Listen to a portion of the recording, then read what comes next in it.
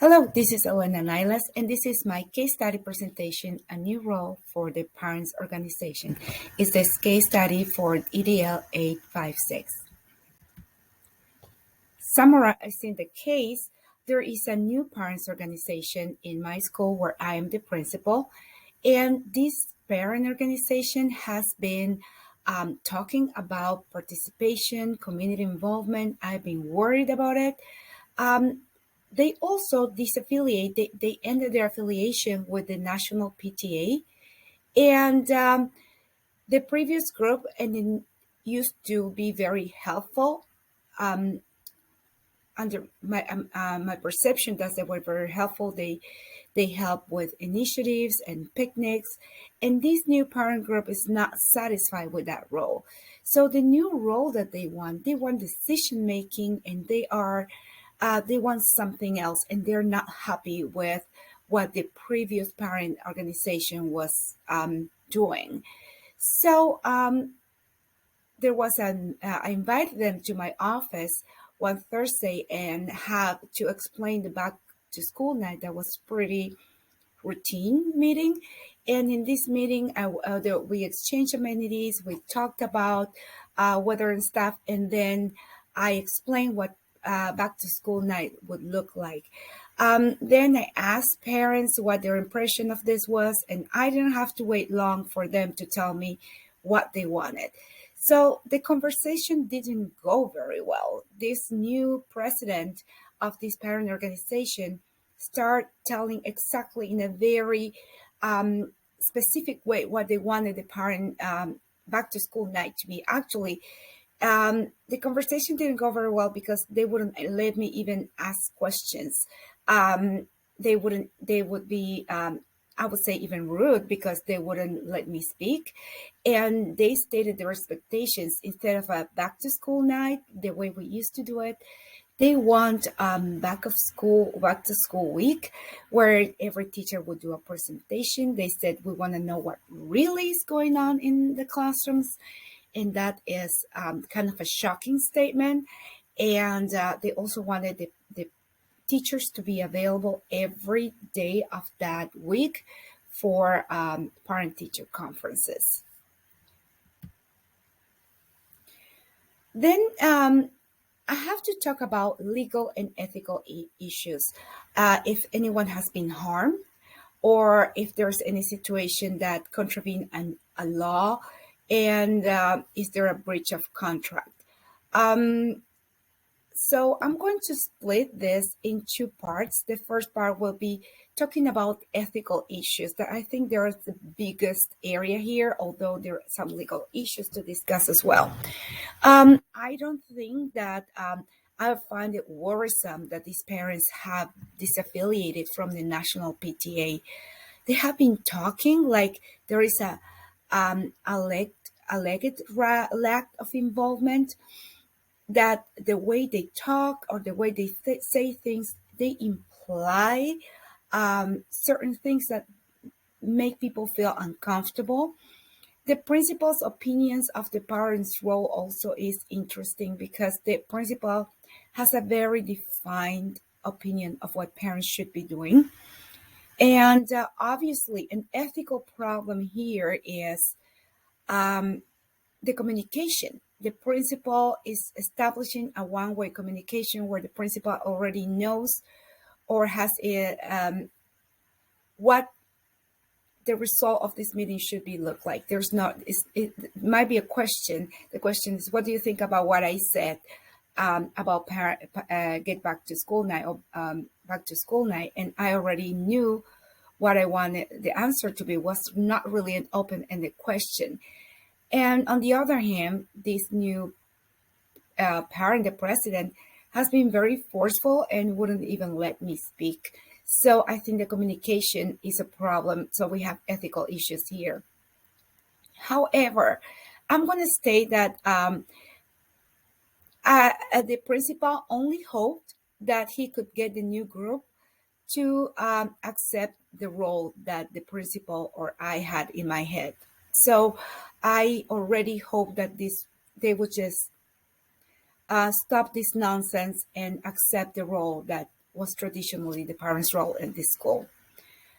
And the parents were hopeful that they could work cooperatively with the administration. So even though the communication was a problem, I think there is an ethical issue here. The principal is hoping the parents will go back to where they were before, and the parents are hoping they can collaborate with the administration. About the legal issues, the parents were demanding that their teachers will be available for a whole week. Also, the teachers should have presentations about their subjects and what they were teaching. And I understand that these presentations would take some time to prepare. Teachers haven't been given the time to do this. And also the parents wanted the teachers to be available for a whole week for parent-teacher conferences. This is a problem because there is a negotiated agreement, and the time that we can ask teachers to be available would go beyond to our negotiated agreement. There's so many hours and so many nights, so many hours after school and so many nights that we can ask the teachers to stay. These parent association also have committees, and they want to discuss and they want to meet to discuss discipline and to collect data. And there is a FERPA issue here. We cannot allow parents to disturb the privacy of teachers and students. So there are so many things we are not allowed by law to discuss, even with parents with great intentions. So in the next section, in one sentence, I have to put together what is going on here. A newly formed parents organization has a strong position on the role they wish to have at school, and presented a series of proposals to the school principal, who had a very different opinion on what the Parents Association role should be. In the next section, we need to discuss all everyone involved. So the people, we have a new president of the parents organization who is a young lawyer. We have the principal, we have the members of the new parents group, and we have teachers. About places, we know that this takes place in the school and in the principal's office. We have lots of unknowns here. We don't know which state, town, or the location of the school. We don't know if the school is urban or rural, and we don't know if this is an unified school district. About the program, we know that there is usually a back-to-school night, and we know that there are picnics that are organized by the parents and the principal. And we know that there is a curriculum that the parents perceive obscure because they believe they don't really know what's going on in the classrooms and what are the students learning. We also have lots of unknowns. So we don't know if this is a school, what school level is this? So we don't know if this is an elementary or middle school or high school. I would guess that it would be a middle school or high school, just by the fact that we know that parent school night, they had the schedules given to the parents. So that sounds more like older students. We don't know how big is the school and if this is private or public. And we don't know if what the demographics is and what kind of population is the school serving to. In the next section, we need to assess and answer several questions like, could the conflict, the situation, or the decision be damaging to stakeholders or the community? I would say yes. This conflict, if not addressed properly, could escalate and turn into a war, and also can turn into a situation that will be very damaging to the school climate and culture, the teachers' morale, and the community can also be affected by this. So I think yes, the potential here could be very damaging. What individuals and groups have an important stake in the outcome? I would say there are so many ramifications here. Ultimately, students will be could benefit or be harmed by this situation. Teachers can be also harmed, or they could benefit from the situation depending on how this is handled. Parents, administration, me as a principal, if I don't do, I'm not smart about this, and I start confronting parents, and or or if I start giving parents everything they want without thinking about ramifications, I could even lose my job. Have all the relevant stakeholders been consulted? I would say no. I don't. I think that's the main problem here. No one has been consulted, and there has not been communication, and the communication has been um, one direction, and there has not been possibility of exchange, and every party was not ready to listen to the other party. So I think this is where the problem relies, really. Can I learn more about the situation? Yes.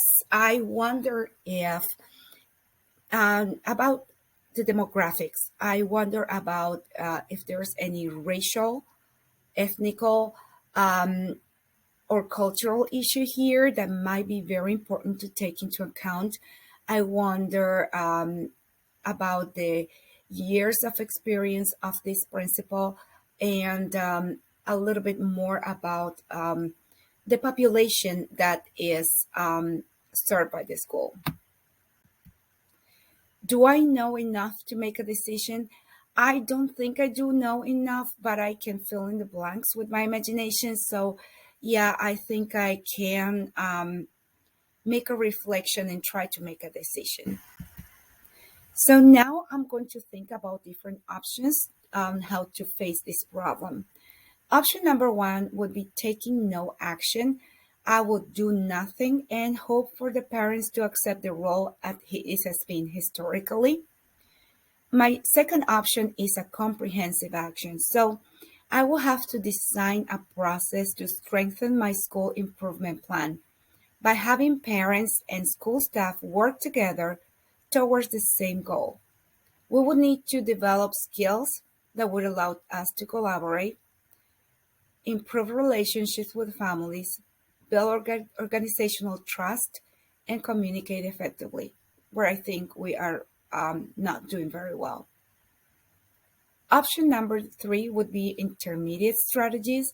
So I could create a hybrid model for back to school night, allocating some time for conferences, some presentations, have teachers publish their syllabi on their class website, and along with some monthly updates that would keep the parents informed on what's going on in the classroom, what students are learning. I could also concede to parents and meet with them and their committees once a month and try to calm them down. Now I'm going to assess the pros and cons of every option. So the first option, that is taking no action and hoping for the parents to accept the role as he has historically been, is a very easy option and requires no extra work. However, I think that I will be setting myself for a constant confrontation with parents. I think I will have a very detrimental impact on the climate and culture of the school. Parents will be not satisfied, and they will be voicing their concerns. And sometimes when they were voicing these concerns, they were implying bad faith, and that might be even insulting to the administration, insulting to teachers. If I don't address this properly, teachers might be receiving a lot of aggression or microaggressions from parents. And at the end of the day, this was like a little volcano that showed river of lava that's going underground. Maybe there were not many expressions of this before, but that doesn't mean that there is not a problem that is boiling underneath. My option number two, that is a comprehensive action and designing a process that will make my school improvement plan by having parents and school staff working together, working on our skills that would allow us to collaborate, communicate, establishing a trusting relationship. Um, there are many pros to this option. For example, I will attempt to acknowledge and solve the underlying issue here. The principal will grow in her leadership skills. The principal will become more a better leader. If I am successful at this, parents would actually, we are going to use the energy of the parents and their talents, and that will result in increased student achievement.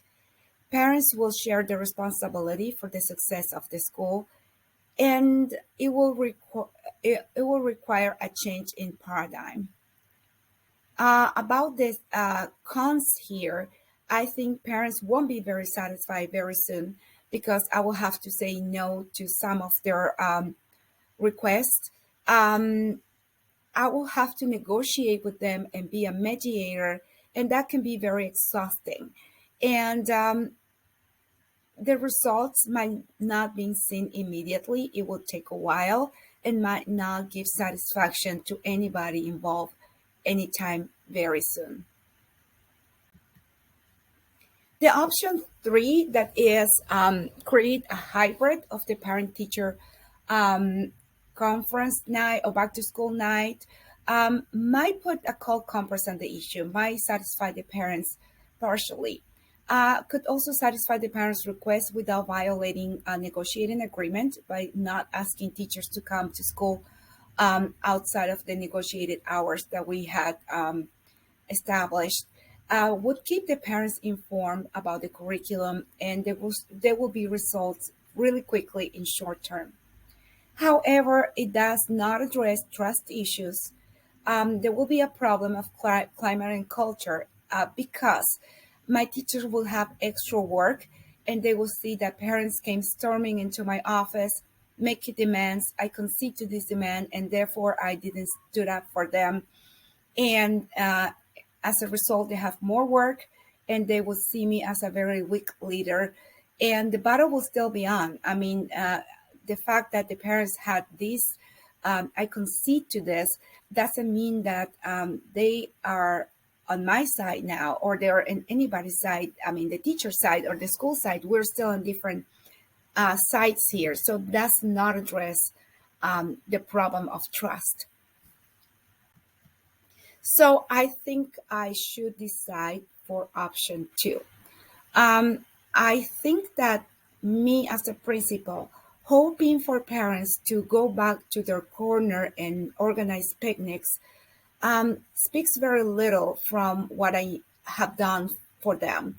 So this very young lawyer, father, or parent that's come to my office storming and being a little bit aggressive actually shows is a reaction to that. So I think as a principal, I need to do a little bit of introspection and think about my role as a leader here. So I think I need to learn how to work together with these people and eat a little bit of humble pie, leave my ego on the side, and try to work together with them. Because at the end of the day, we need to work together to meet our students' needs. I will hope to turn this around and have everyone at school, every administrator, every teacher, every staff member, and every parent having this as a mantra. We work together to meet our students' needs. So, how am I going to do this? Um, when I was designing the step by step for this, I did some research because I found this to be an overwhelming task. As a principal that had expected the parents to be organizing picnics and go back home and do not ask me for more, I need to learn some more about organizing and work collaboratively with them. Also, my teachers are not used to see parents participating or making parents feel welcome at school. So this is something that needs to change.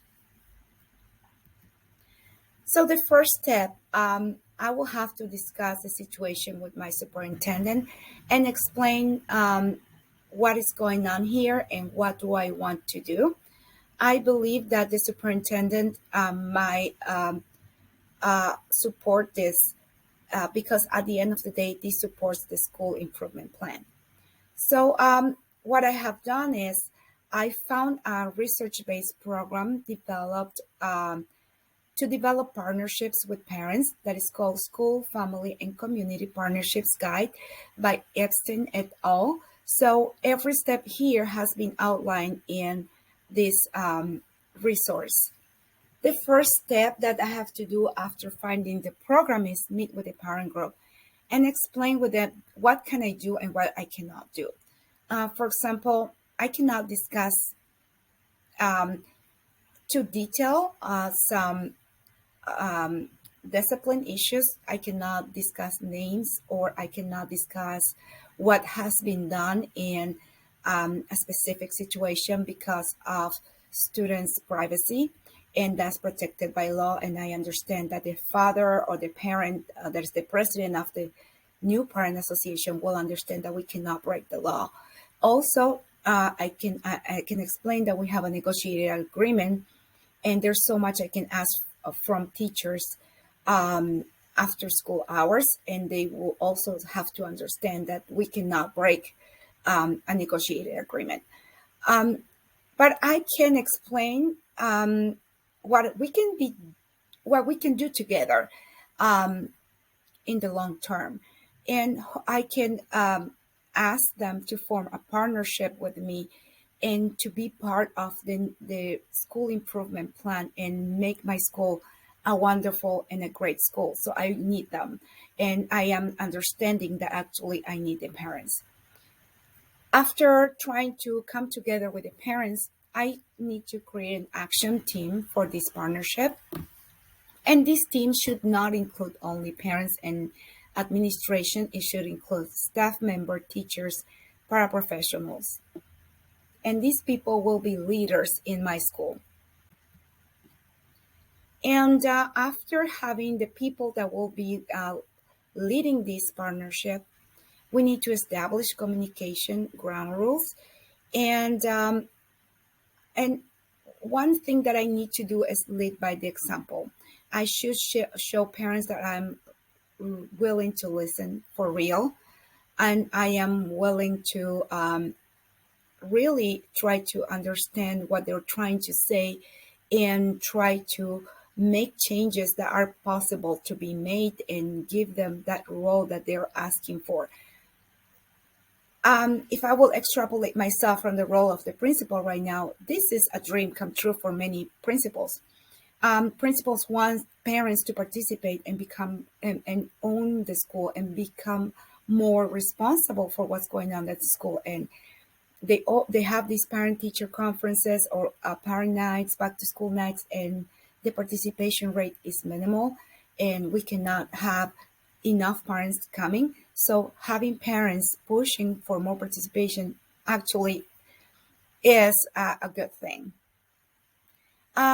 Once we establish communication ground rules and I become more aware of my communication style and I start modeling more a humble way of communicating, a open and ready to listen way of communicating, we're going to work together to identify starting points. What are our weaknesses? What are our strengths? And what do we need to do to establish this partnership? And later, we need to be trained. And this guide from Epstein and all et al. Brings a whole set of workshops that don't take a long time. So these leaders and members of this team can learn how to work together and how to collaborate. Then we need to work on developing a 1-year action plan. What do we want to see happening in 1 year? And this 1 year action plan should have 6 different types of involvement. We need to support parents on how to be parents. We need to support parents on and teachers on how to communicate. We need to open the doors of our classrooms for parents who want to be volunteers, and we need to give them opportunities to be volunteers for as long as they want. If they want to be helping in the classroom, or they are able to help us in other ways with their talent and time, we should be able to offer parents this opportunity of having active participation at school. And also, another type of involvement is how can they support their students learning at home? How can they be part of the decision making at school? And how can they collaborate with the community? And I should say something here also. Schools are they serve the community and they serve the family. So we need to listen. It's very important that we are able to listen to the parents' needs and the parents' point of view, and the parents should have a say in the decision making. Later, after developing our 1 year plan, we need to evaluate the quality of parent-school partnerships and progress quarterly. We need to make necessary adjustments and celebrate every year gains made possible by this partnership. And I am sure that if we do partners with parents, there are going to be measurable gains that we will be able to celebrate. So that was the last step for my implementation plan. I believe the role of the principal is to be the leader of the school. It's her responsibility to cultivate relationships with parents and not to dismiss their concerns. Parent-school partnerships should be established for the benefit of the school improvement and students' development. And this is my reference. Thank you.